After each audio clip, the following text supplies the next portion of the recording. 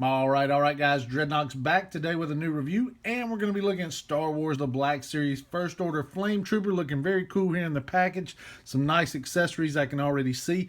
The same artwork that we've seen on the Force Awakens waves. This one looks a little bit off. His head looks kind of wonky, so not the best artwork there. Look at the side, not much going on over there. And then a look at this side, we can see it's number 16 in the wave. And there's a look at the back of the box with a short bio that reads, Specialized Stormtroopers of the First Order Flametroopers carry incendiary weapons that can transform any battlefield into an infernal blaze. So let's get this bad boy open and get a look at it. And here's our Flametrooper out of the packaging, looking absolutely amazing. I love that Hasbro's given us more options to troop build here. I can already see a lot of nice detail in this figure, so let's take a closer look. And jumping right in and taking a look at these accessories, I really love this gun here. I think Hasbro did a very nice job with it. You can see a lot of nice detail sculpted in here.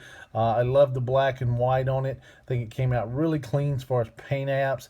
You can see a lot of nice little details, some silver paint apps here and some red ones also. The one thing I will say is it is a much more rubbery gun than we're used to. It feels a little stiffer down here, but the end gets real rubbery. It did come out pretty straight, no real problems with that. Maybe a little heat would straighten it up just a little bit more. And I almost wonder if they started making them like this because of the loss of the double jointed elbows, so you can position them a little better in the hands. But I'm not sure. But overall, I gotta say, I really like how it came out, and they didn't cheap out on the other side. Same paint apps over there as well. And then taking a look at the backpack, you can see it came out very nice. All the tanks came out really nice, clean black lines across here. I love the paint apps, the red. Dots in here in several spots. And then looking at the back, even some more detail on the other side over here, all these hoses and everything. And I love this hose that comes out the bottom. It's very flexible, has the feel of actual hose, and it's got that texture in there. Looks really, really good. And it just clips onto the gun really easy. You can see it pegs in like so. And there it goes. So it works really nice. And then as far as putting it on the figure, works really well. It has a notch in here to hold it straight, and you can see that notch down there. And then it almost feels like it's supposed to guide into this guard down here, which I'm not sure you have to do it that way, but either way, it pegs in really nice on the figure, real easy, and it holds really firm. So and taking a closer look at this sculpting, overall, I think it came out really nice. I think Hasbro did a very nice job. All these paint apps look very nice and detailed.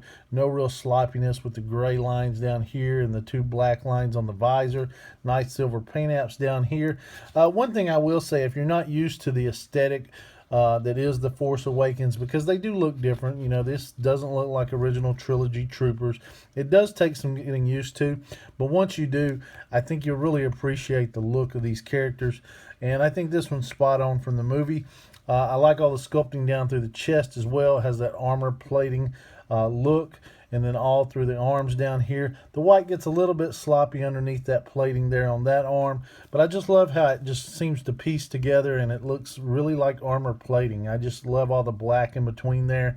Nicely sculpted. The paint all came out clean, that line up there. And then looking at the arms, came out very clean. Some nice black paint apps on there. The gloves, that white and black, and you see a little bit white bled over in there, but I love that look of how the black, half the fingers are black and then these two are white. Just looks really cool.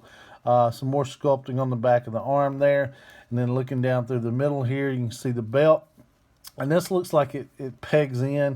You can see that kind of popped out, so it does pop out, but it does fit right back in and holds it in place firmly.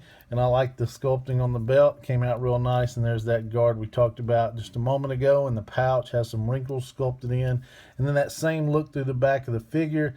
That plating over the black. And you can see some nice wrinkles sculpted all in there in the black. That texture sculpted in on the back of the legs as well. And runs through to the front in between the knee joints there. You can see some more sculpting, some ammo or something here on the side. Looks all nice, very clean, just a spot of black there. But overall, just came out really nice. The one thing I will say that is kind of a bummer is on the feet. They kind of curve at the front. We saw this on some of the Target exclusive riot control troopers, and I've seen this on a few of the stormtroopers as well, where the feet are just a little bit too flexible and they kind of curl up at the toes. I've taken some heat and straightened some of these out.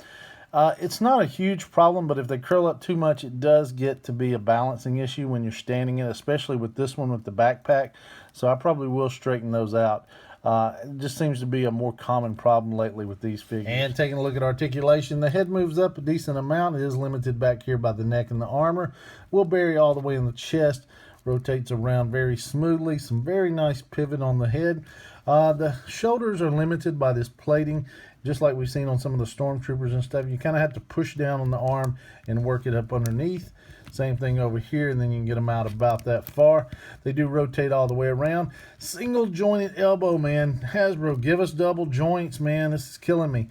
It does swivel around, though. The hands do rotate, and they have a roll of the dice hinge that is very limited by the arm here. And I'll show you that. You can only get them to barely move. That's about all you get.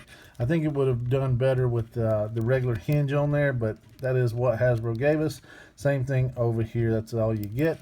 It doesn't have waist rotation. It actually has like a midsection rotation. It rotates up here, but no crunch, and it doesn't really pivot either. So a little weird on the range of movement up at the top.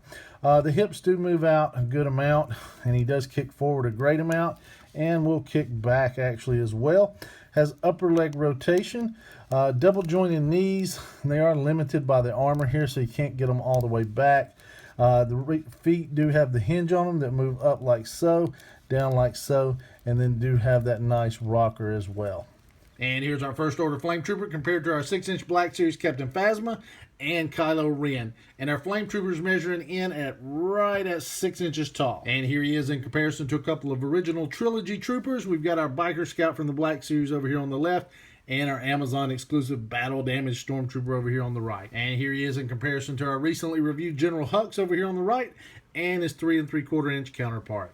And wrapping up real quickly, overall I gotta say I really like what Hasbro did here with this figure. I think all the sculpting just came out really nice, really detailed. Paint apps were very clean for the most part.